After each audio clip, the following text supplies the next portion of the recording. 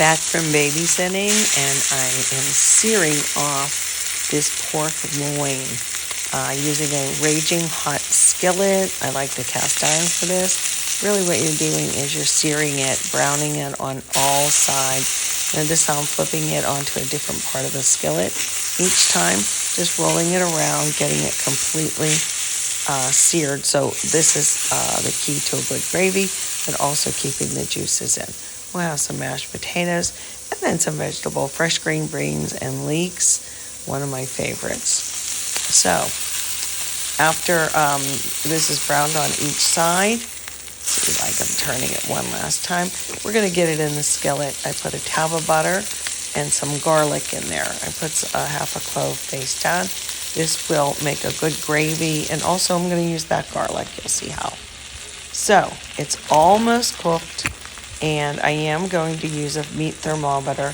I threw the veg right in, but to steam those, and that water's going to steam off pretty quickly, so it won't affect the meat at all, but it will help with the gravy, and cook the beans and the leeks right in there together. Yum. You should smell this thing, guys. It's just really delicious, and it wasn't expensive at all. That came to temperature.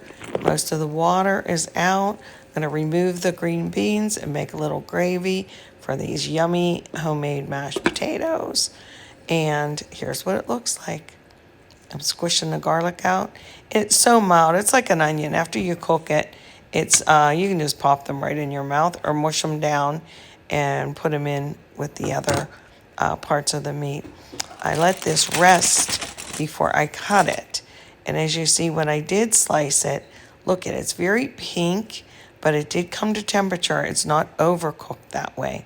And this makes for a nice, fast meal that's quite delicious. You should taste this gravy, guys. It's something else.